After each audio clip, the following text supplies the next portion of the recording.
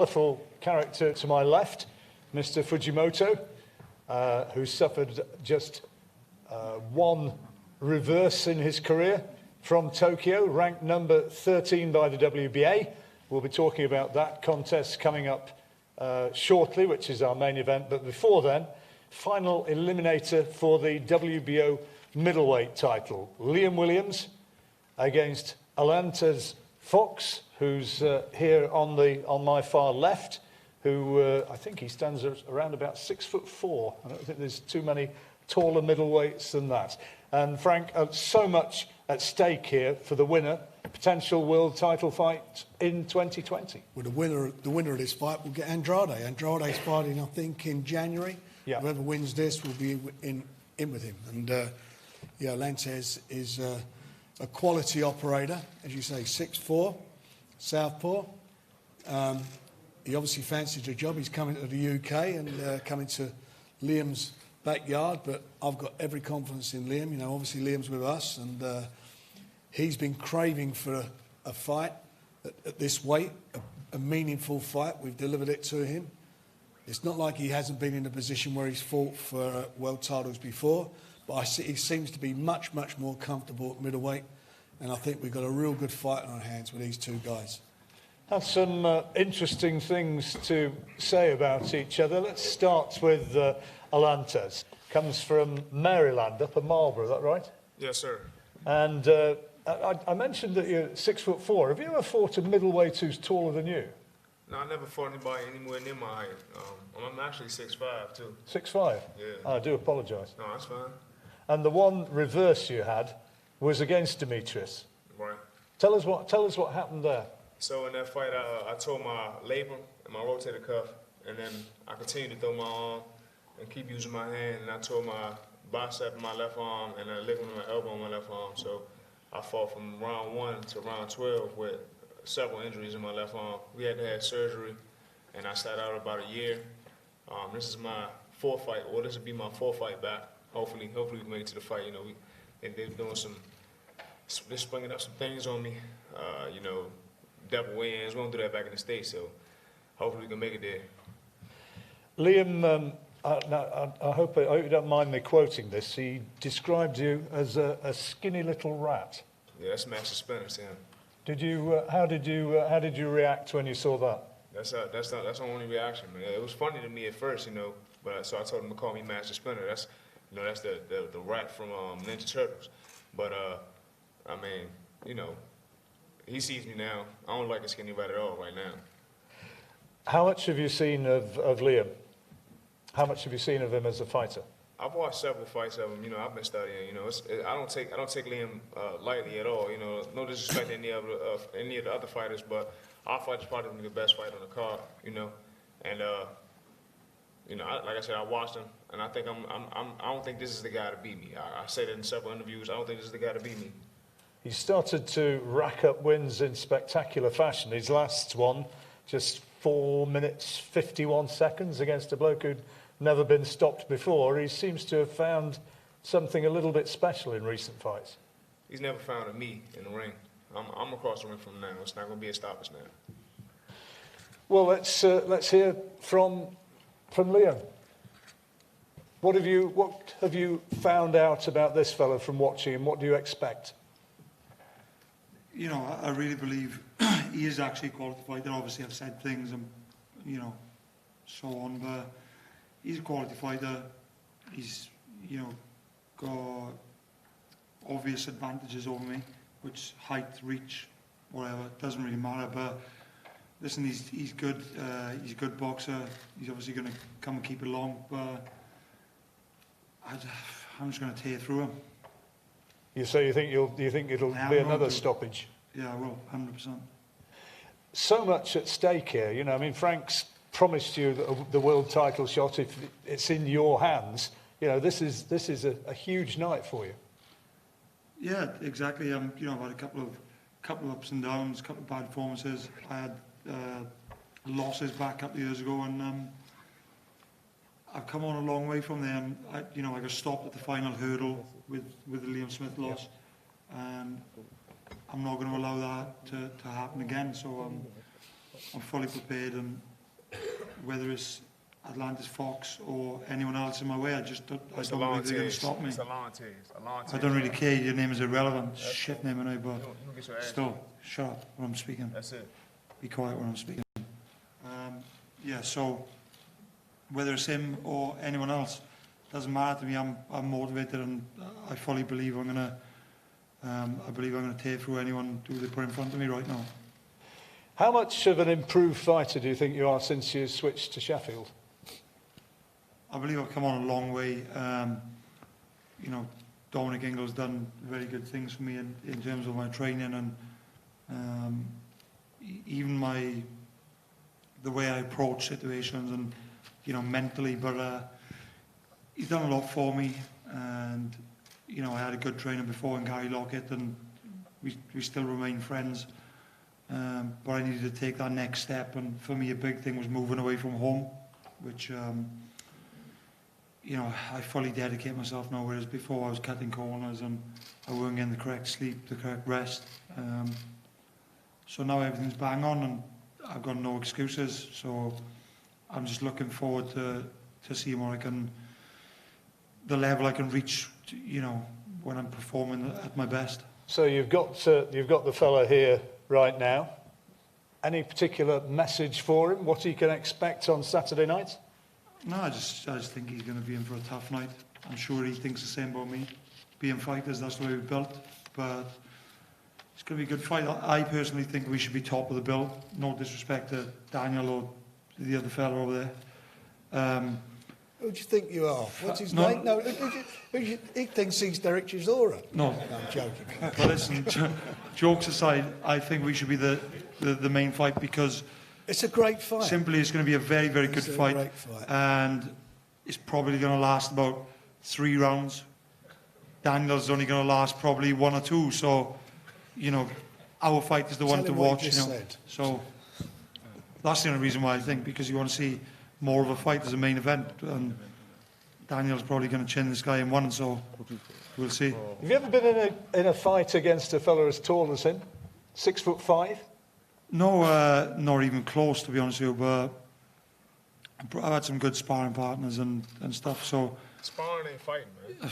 Sparring ain't fighting. Did I say it was a fight? No. I'm just saying I've had some good sparring partners. Be quiet. Sparring ain't fighting, man. Yeah, so I've had some good sparring partners. Been working on a few things. He's got a good jab, he's got a long reach, but we've been working on, you know, getting inside the jab, and as soon as I clip him on the chin a couple of times, he's probably going to go into a shell anyway. Never that, man. So, and then I'm just going to... big boy stuff here, man. He's just going to be a heavy bag. I'm just going to pound the life out of him. Let me tell you something. You do the business on this, you will be top of the bill next time, I promise you. 1,000,000%. 1,000,000%. Done. I've just said it. Good man. You see me top of the bill next time. Do the business. Alantez, he talks about... He's going home empty-handed, man. He's going home empty-handed. This Christmas is going to be... That's what we like, fighting talk. And that's what it's all about. That's what you two guys are. Two fighters. And I know you're going to put on a great performance. A great Christmas box for the fans. They're going to see a fantastic fight. And you're more than somebody who just likes to keep somebody at range and use that long reach, aren't you? I mean, I've watched a bit of you in action, and you can fight up close pretty effectively as well. Absolutely. I control the fight at whatever distance I want to. So he's underestimating him, do you think? Definitely underestimating me. Man, If he's he from tries standing and banging with me, he's going to go sleep earlier than he's going to go sleep already, even if he keeps it long. I'm going to box my ass off. And what's going to happen is... Come out fighting and we see what happens. I'm going to come up victorious. That's it. I'm coming out victorious. You don't have the skill set. I'm better than you. I'm bigger than you. I'm sharper than you. I'm smarter than you.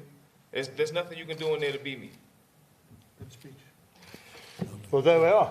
Beautifully set up. Couldn't say it better yourself, could you, Frank? Can't wait for Saturday. Let's get it on. Let's see it. All the fans can't wait to see it either. Really good fight, that one. Liam Williams against Alantez Fox. It's final eliminator for the WBO middleweight title. And as you hear from both of them, they both very much fancy their chances. Now, our main event. Oh no, before then we ought to hear from Tommy, shouldn't we? Who's joined us in action after his forays in Love Island.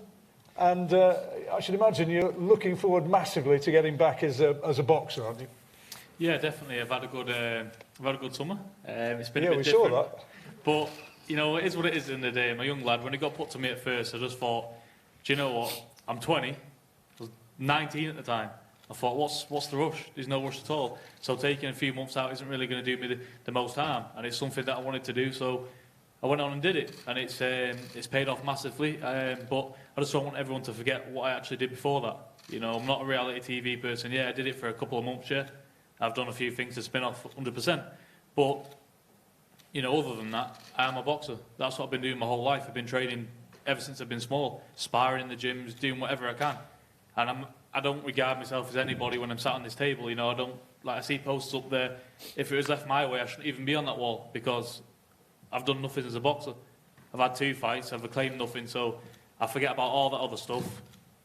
It's not important. All that other stuff, though, must have changed life. I mean, for a start, you've got a partner now. You've got a girlfriend who you're still with, and like everybody else, I think, who was in the programme. So that's been a success. But the way the public, you know, they must be coming up to you and recognising you on the street.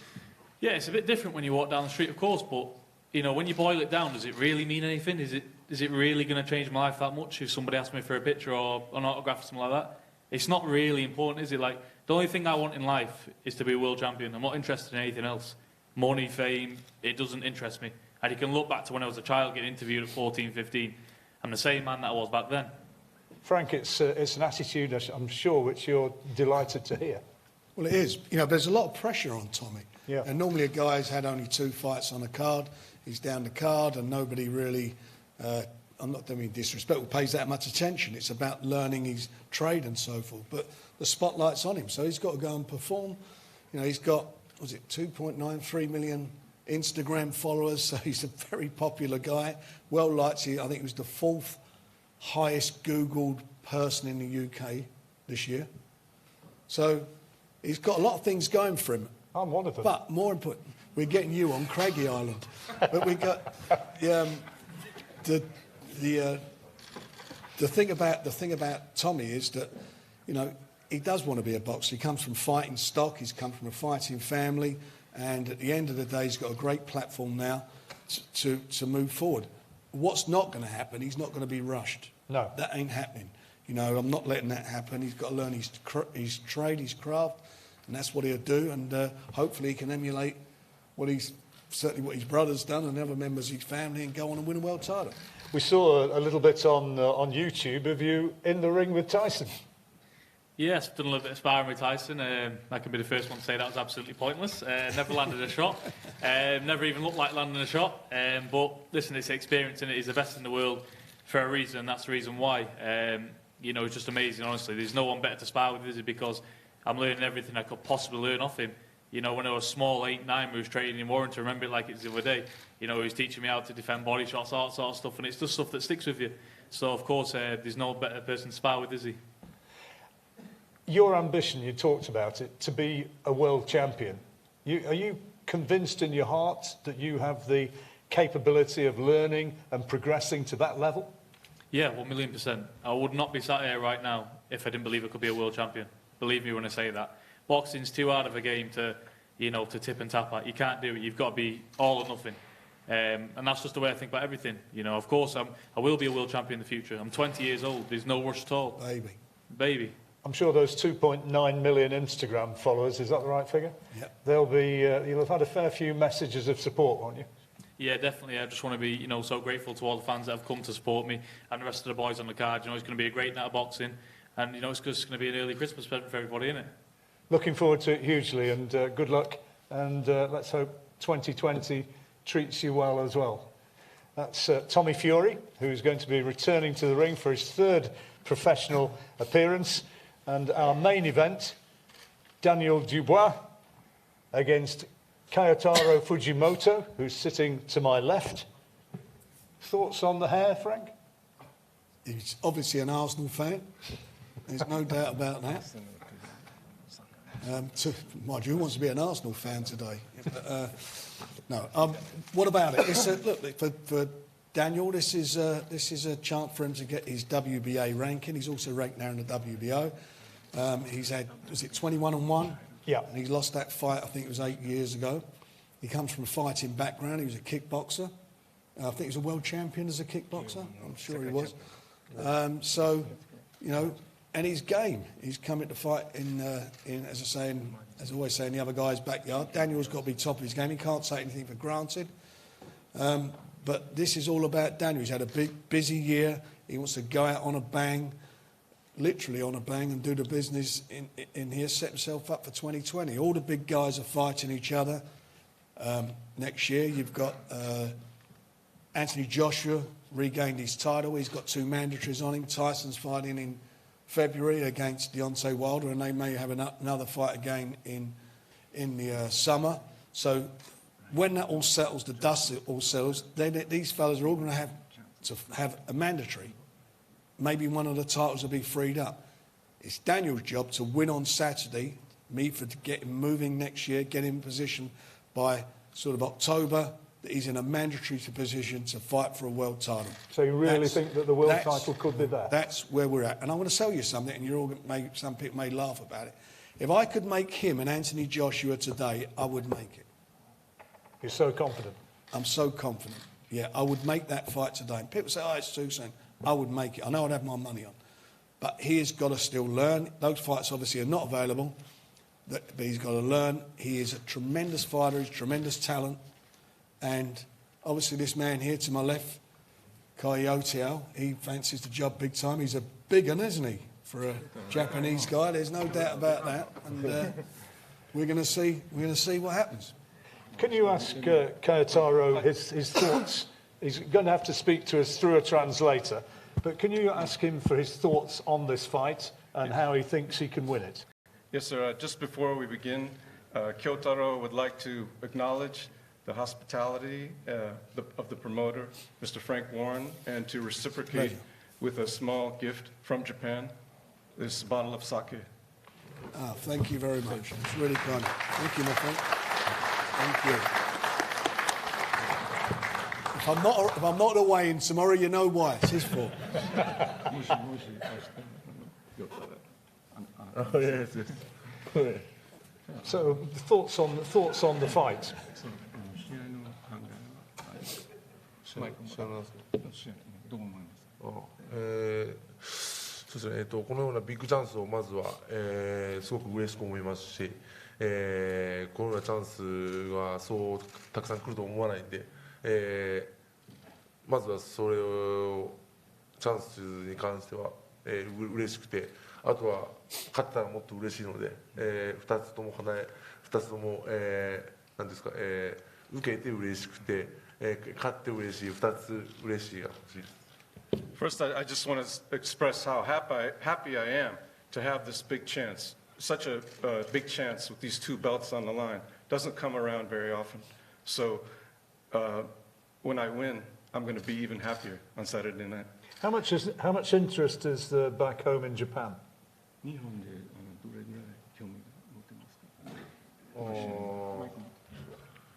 日本人、そうですね、日本人はやっぱり軽い階級の選手がすごく人気ありますし、ヘビー級が少ないので、これで勝つようなことがあって、もっと上行ければ、もっとすごく注目されるので、まずは勝たないと日本人は注目してくれない、そういう国です。As you know, we have a lot of excellent boxers in the lower weights in Japan, but there aren't many heavyweights to speak of. So I really want to make history here and, through my performance on Saturday night, create more interest in the heavyweight division in Japan. Kyotaro has been preparing for this over in the United States in Los Angeles because obviously there aren't too many heavyweight sparring options available back home in Japan. How have preparations gone? How much has he been able to learn? そうですね。そうですね。やっぱロサンゼルス、やっぱ日本だとね、そういうなかなか大きい選手がいない中で、アメリカ行ってロサンゼルスで、練習できたのはすごくいいことだったし、それで強くなれたので、すごく良かったと思います。なんか習ったことある？やっぱりスパーリングして、やっぱ大きい選手とのやっぱりこうなんですかこうパワーもそうだし全てが良かったです。はい。Well, as you said, there just aren't many people for me to work with, to spar with in Japan. So it's been a really enriching and important experience for me, especially to go rounds with these bigger guys of like Daniel's size, and then the power that they have to experience that has been a good learning experience for me. Well, you heard Liam Williams saying that this fight, in his opinion, his fight was going to finish inside 3 rounds. This could finish inside 2 rounds. Obviously, he thinks that Daniel's going to win. What do you say about that? ダニエルが言ってないけど、はしごの人が俺の試合3ラウンドまで行く。でも京太郎とデュボアの試合が2ラウンドまでじゃないかな。どう思いますか？そう、まあそう言われていましたけど、僕は英語はわからないので、まあちょうどよかったかなと思います。はい。Well, that's what my translator told me, but you know, I don't understand English, so I guess that's a good thing. Daniel, you hear what he says, and I've seen some of the colourful quotes in the run-up to this, and he's saying that you've underestimated him, that you're looking past him. Not at all. Every fight I prepare for is a World Championship fight, and never overlook or underestimate anyone. How much have you been able to see? Have you studied him? The clips available on YouTube. Have you looked at him? Have you looked at him closely? Not really. I've left that up to my coach and everyone else. I've been hard at work in the gym and sparring and just doing what I've done all year round. I've been active and busy, so I'm ready to jump straight in. 2019's been a great year for you, hasn't it? Kojanu, Richard Lartey, the win against Nathan Gorman, which I don't really think perhaps really was appreciated for being quite the quality performance that it really was, because a lot of people, Boxing News included, tipped Nathan to win that one, and you showed a great deal in that fight of boxing ability as well as just raw power. And then Ebenezer Tete last time out, there was plenty of raw power there, took him out in 130 seconds. It's been quite a year, hasn't it? Yeah, it's been an amazing year, so we're just moving on past this one and then on to even better one next year. How excited are you when you hear your promoter, Frank, talk about the possibilities which are there in the future and really in the not too far distant future? No, I'm young, I'm ready to go. A lot of ability and I'm ready to be pushed on now. It's just a matter of getting the right fights and, as Frank said, mapping out the route through mandatories and stuff like that. But getting in there. Frank says he'd put you in against Anthony Joshua tomorrow. Would you like to get in there against somebody of that stature? Definitely. This is what I've been dreaming of since the day I started boxing, being in massive fights and big fights and coming through them and winning them. A few people here perhaps don't realise he was named, Daniel was named British Boxing's Young Boxer of the Year by the Boxing Writers Club, which is a prestigious award. Some great names have won it in the past, many of whom have gone on to be world champions, Frank. They have, and I'm confident and I hope that Daniel can emulate what they've done. Your sister as well recently got the award as Junior Sports Person of the Year with the BBC. I should imagine you're pretty proud of Caroline as well. Yeah, amazing year she's had as well. She's 14 and now, undefeated amateur, and I think she's going to go on to do amazing things in the sport of boxing, not just for women's boxing, but boxing as a whole, and become a legend. And you've got a kid brother who can fight a bit as well. Yeah. It's in the blood, isn't it? Not bad. Yeah. It's in the blood. So what can we look forward to on Saturday night? You've got Kyotaro right here now. Tell him what he can expect on Saturday night. Just as before, another devastating finish and another good performance. Well, we look forward to seeing you, Daniel. The buzz around boxing about your progression now is really growing, and it's a throwback to some of our great boxing names of the past, and there's a real buzz about him, isn't there? There certainly is, and everybody I speak to around the world, in boxing, they all know who Daniel is. But Saturday, this guy's a potential banana skin, and he's got to make sure that he doesn't slip. He's got to keep focusing like he does. He's got tremendous attitude, tremendous work ethic. He's in the gym all the time, wants to learn, he spars and trains. He's done a brilliant job over there, Martin Baz. He's done a brilliant job together. They're a great team, and that's got to translate into a fantastic performance on Saturday. He's got where he was on learning really as a pro, was it? 7 amateur fights, Daniel? 7 senior bouts. Yeah. I mean, that's a remarkable rate of progression. It's a remarkable rate, and he is where he is. But now he's moving up, and it's another title that he's fighting for on Saturday, and he's got to set it up for next year. It's got this is a big moment for him. As you say, it's the fight before Christmas. We don't want it to be the fright before Christmas. We've got to make sure he delivers here and does the business. Any questions from the floor? Anybody want to ask any questions of the guys up here? Question for Alantez Fox. So, Liam Williams has been calling you a few names in the build-up. Right. You're speaking then, telling you to shut up. Do you feel disrespected by Liam Williams? I don't feel any type of way about Liam Williams. I mean, he has to gas himself up for this fight, man. You know, it took them long enough to take this fight as it is, you know what I'm saying? So he has to make sure he makes himself angry. I mean, as he said in some interviews, he had to make himself angry at me and whatnot. You know, it is what it is, man. A name, a skinny rat or what have you, it doesn't matter to me. Question to Liam then, do you feel you have to make yourself angry to get up for fighting Alantez Fox? Not at all, to be honest with you, because anybody knows me knows I'm a pretty angry guy anyway. Mr. Angry. So it is what it is. That's just my way, you know. Like I say, I don't need to get myself angry for anyone really, but it is what it is. Getting smashed, isn't he? Any more for any more? We all done? Right, well, we'll be doing one-on-one interviews. They're all available. And tickets also are still just about available, aren't they, Frank? There's a few tickets left. You can go to Eventum, see tickets, or Ticketmaster if you want to get your tickets. We'll get someone that left. Thank you very much indeed. And we'll do photographs first off.